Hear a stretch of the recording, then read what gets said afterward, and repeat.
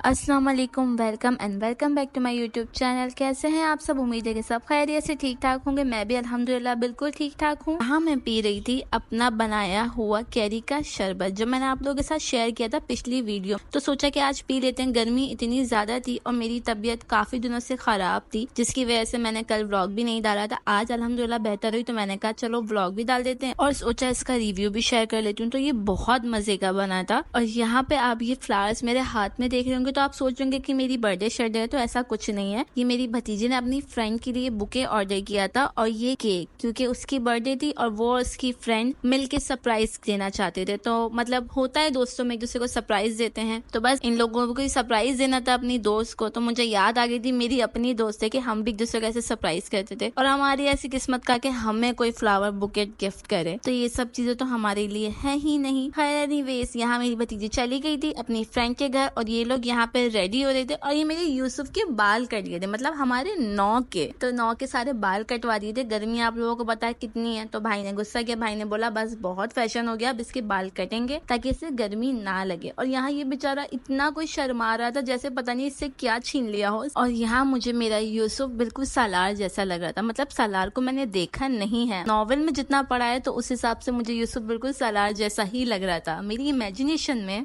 यहाँ पे मूसा को मिली थी सजा, क्योंकि मूसा बहुत तंग कर रहा था हम लोगों को और मैं भाई से उसकी शिकायत लगा रही थी। तो भाई ने उसे मुर्गा बनाया था और ये यहाँ बहाने बहाने से उठ के अपने बाबा को दिख रहा था कि कब उनकी नजर हटे तो वो फौरन भागे, लेकिन ऐसा नहीं हुआ और ये बारी बारी से चोरी चोरी खड़ा हो रहा था, मुर्गा बन ही नहीं रहा था। तो मैंने जाके इसके बाबा को शिकायत लगाई कि ये सही से भाई मुर्गा नहीं बन रहा। फिर क्या होना था, फिर भाई ने उसको आवाज लगाई, हाँ भाई मूसा क्या बात है, तुमने बड़ा तंग किया है। तो ये इतना कोई शरीफ बन गया, मतलब जैसे इसने कभी कुछ किया ही नहीं, सीधा सीधा अपने बाबा के पास चला गया। और फिर वहाँ जाके जो इसकी क्लास लगी, वैसे तरस तो बहुत आया कि मेरे मूसा को बेचारे को डांट भी पड़ी और एक थप्पड़ भी खाना पड़ा, लेकिन क्या करें, इनकी बेहतरी के लिए इनको समझाना जरूरी है ताकि ये लोग समझे कि क्या चीज गलत है और क्या नहीं। और इसके बाद मैं आ गई थी नूडल्स बनाने के लिए अपने और सकीना के लिए, क्योंकि आपी और भाभी दोनों गए हुए थे अपने अपने घर, मतलब कि अपने मैके में। तो मेरी तबीयत खराब थी तो मैं इसलिए गई नहीं और मेरे साथ रुकी थी सकीना। उसका दिल नहीं था तो उसने कहा पप्पू मैं आपके पास ही रहूंगी। मैंने कहा ठीक है रुक जाओ। और मेरा कुछ दिल नहीं था खाने को, और नूडल्स ही ऐसी चीज है जो आप किसी भी टाइम किसी भी वक्त खा सकते हो। मेरा बस चले तुम साल के पूरे 12 महीने नूडल्स खाऊं, मैं हर वक्त खाने में नूडल्स खाऊं, मुझे इतने पसंद। और यहाँ मैंने नॉर्मल तरीके के नूडल्स ही बनाए थे, देसी स्टाइल में। मैंने चिली सॉस, सोया सॉस, सिरका सब डाला था और उसके बाद मैंने ऊपर थोड़े से स्प्रिंकल किए थे तेल, जिसको आप सेसमी सीड कहते हो।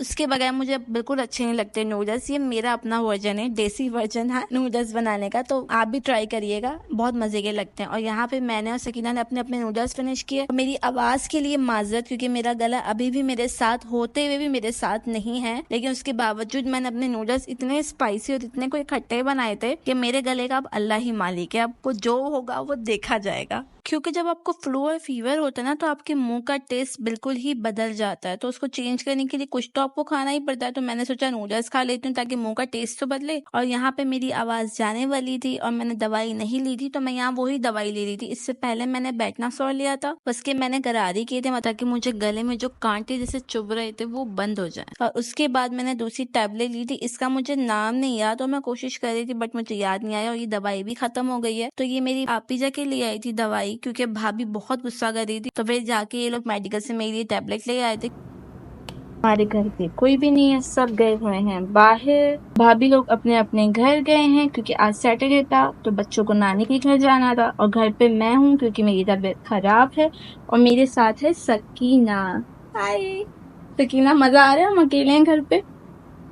तो क्या खानी है आपको? मुझे फ्राइज खानी है। ठीक है, हमारे पास सिर्फ 2 ही आलू हैं, तो मैं 2 आलू की फ्राइज बना देती हूँ, फिर उसके बाद हम देखते हैं हम क्या खाते हैं। ठीक है ओके। तो अभी हम जल्दी से इसको कट करेंगे और फ्राइज बनाएंगे और हम मिलके बनाएंगे ताकि हम इंजॉय कर सके, है ना भाई? सही सही है, चलो ठीक है आ जाओ।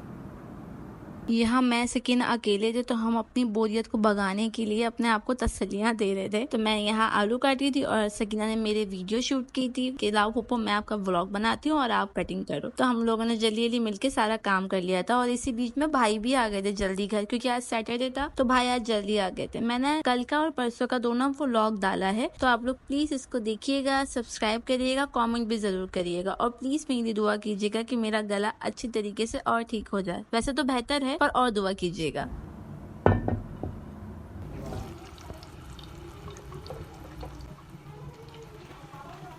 यहाँ पर आलू फ्राई हो रहे थे और ये बहुत क्रिस्पी बने थे, बहुत मजे के बने थे। आवाज आप लोगों को भी मैं सुनाऊंगी इसकी।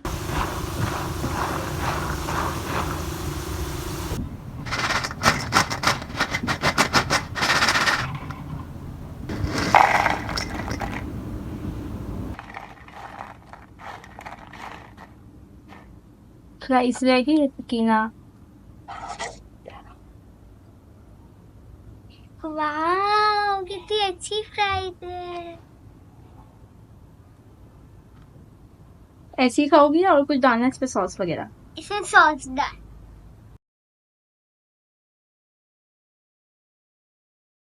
यहाँ पे सकीना की ओवर एक्टिंग के पूरे 90 मार्क्स काटती हूँ मैं। मतलब कि वाओ फुप्पो, इसमें ऐसा भी मैंने क्या कर दिया था कि इसमें सोने चांदी लगा दिए थे। मतलब कि हमारे घर के बच्चे इतनी ओवर एक्टिंग क्यों करते हैं, मुझे आज तक ये समझ नहीं आई। खैर एनीवेज फ्राइज बहुत मजे की बनी थी और फिर मैंने उसको दे दी थी, उसने बैठ के सुकून से खा ली थी। और यहाँ भाई भी आ गए थे, हम लोगों ने खाना खा लिया था क्योंकि भाई बाहर से खाना लेते हुए आए थे। तो मुझे तो भूख नहीं थी, मैंने थोड़ा सा टेस्ट कर लिया था क्योंकि मेरा मुंह का फ्लेवर बहुत खराब था और मुझे हो रहा था कि मैं चाय पीऊं और भाई को भी चाय पीनी थी। तो मैंने बना ली अच्छी सी कड़क सी चाय, क्योंकि चाय एक ऐसी चीज है जो आपको सुकून देती है, आपको रिलैक्स फील करवाती है। अब मुझे पता है कि गर्मी बहुत है पर क्या करें भाई, जो चाय के लवर्स है ना वो जानते हैं कि चाय हमारे लिए कितनी जरूरी है। जिंदा रहने के लिए चाय बहुत जरूरी है, आप नहीं जानते। और बकौल मेरे घर वालों के, मेरे हाथ की चाय मेरे घर वालों को बहुत पसंद है। तो इसलिए जब भी चाय की बारी आती है तो वो अक्सर मुझे कहते हैं कि तुम बना दो, अपने हाथ की पिला दो, क्योंकि उन्हें मेरे हाथ की चाय अच्छी लगती है। तो बस यहाँ पे मैं कुछ इतना ही कहूंगी कि एक बार मेरे हाथ की चाय पी लीजिए, अपने सर का दर्द भुला दीजिए। और ये रात के कुछ 1 बजे का टाइम था जब भाई ने बर्गर ऑर्डर्स किए थे हम सबके लिए, क्योंकि मैंने खाना नहीं खाया था काफी दिनों से, 2-4 दिन हो जाएंगे मुझे। तो भाई ने कहा कि अब तुम कुछ खाओ, इससे पहले तुम्हें ज्यादा वीकनेस हो जाए। और मेरा कुछ क्रिस्पी कुछ अच्छा सा खाने को दिल था, तो भाई ने मुझे बहुत गुस्सा किया और बोला कि चिकन खाओ, ऐसा कुछ नहीं है, कोई बीमारी नहीं है, तुम अल्लाह का नाम लेके खाओ, कुछ नहीं होगा। तो बस मैंने फिर भाई की डांट सुन ली और फिर मैंने खाने की कोशिश की। तो यहाँ पे मैंने हाफ बर्गर कर लिए थे, पर मैंने हाफ का भी हाफ खाया था क्योंकि मुझसे खाया ही नहीं जा रहा था। तो बस मैंने अल्लाह का नाम लिया, मैंने खा लिया, क्योंकि मैं चिकन के सिवा कुछ खाती नहीं, तो मेरी एक मजबूरी भी ये थी। पर मैंने अल्लाह का नाम लेके खा लिया, बाकी जो होगा देखा जाएगा। तो बस आज का व्लॉग इतना ही था। आई होप आप लोगों को मेरा व्लॉग पसंद आया होगा, तो प्लीज लाइक शेयर सब्सक्राइब जरूर करिएगा। फिर मिलूंगी नेक्स्ट व्लॉग में, तब तक के लिए अपना बहुत सारा ख्याल रखिएगा, मेरी फैमिली मुझे दुआओं में याद रखिएगा, क्योंकि अभी मेरे चैनल पे बहुत से व्लॉग्स आना बाकी हैं। फी अमान अल्लाह।